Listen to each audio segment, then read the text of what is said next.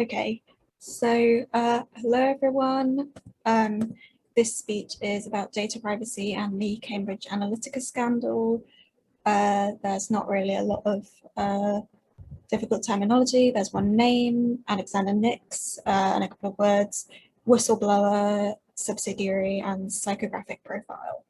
So I'll go ahead and get started. Hello everyone. Today's speech is inspired by a book I read recently by a whistleblower on the Cambridge Analytica scandal. The scandal took place in 2017, but at the time it mostly passed me by. The dual events of Brexit and Trump's election in the US seemed more important at the time, but as it would turn out, this scandal played a role in both of these events. In fact, if you've ever used social media, which is probably everyone listening to this speech, then this topic probably affects you.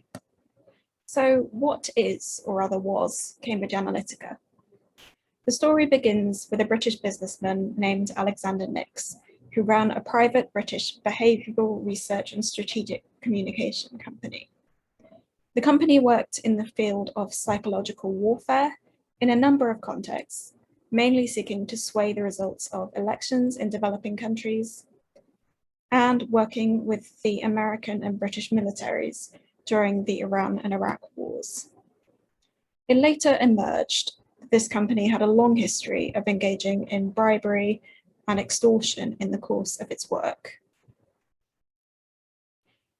Alexander Nix and his company created Cambridge Analytica as a subsidiary in 2012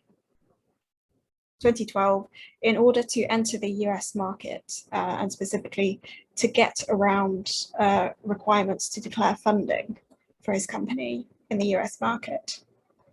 It described itself at the time as a global election management agency. The company sought to develop new ways to use large data sets to analyze, predict, and ultimately find ways to change the population's political opinions and beliefs through the use of targeted social media interventions. In fact, the company soon discovered that it was alarmingly easy to access enormous data sets from various sources, reportedly for academic purposes. They created an app that harvested data from people who downloaded it, supposedly through filling out a survey. But the problem came from the way that the app allowed developers access not just to the several 100,000 respondents' Facebook data, but instead to the data of all of their Facebook friends and friends of friends as well, giving them access to up to 87 million users' data, while only 270,000 had originally downloaded the app and given permission for their data to be used.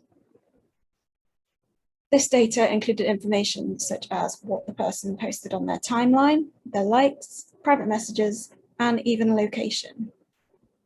The data allowed Cambridge Analytica to create psychographic profiles for these people and was detailed enough to suggest, based on a specific profile, what kind of advertisement will be most effective at persuading a person towards a particular political opinion. These psychographic profiles allowed them to display different ads to different categories of voters at the same time, and to hone in on what was often a very small percentage of voters deemed the most important. With this targeting in place, they were able to accurately target political content, including fake news sites containing false information about rival candidates and information on polling places towards those where it was likely to make the biggest difference. The story was broken by two whistleblowers working for the company, and it was published simultaneously in The Guardian in the UK and the New York Times in the US. It had a huge impact instantly around the world, gaining significant media coverage and triggering outrage and calls for greater transparency. Cambridge Analytica shut down and filed for bankruptcy that same year, and its director was later banned from acting as the director of any company in the UK ever again. Multiple companies and political parties involved received huge fines for violations of privacy and electoral law. Investigations were carried out in both the UK and the US, with experts and whistleblowers invited to testify both before MPs in the UK and Congress in the US. However, Facebook's response to the scandal has been underwhelming. For a long time, they denied the data had ever been used for anything other than academic purposes, but later relented and released a press release stating that they had made a mistake and would try to do better in the future. But 3 years on from the initial publication of the expose, very little has changed to affect the reality and, indeed, to prevent a similar occurrence in the future. The problem is that everything is happening in private rather than out in the open.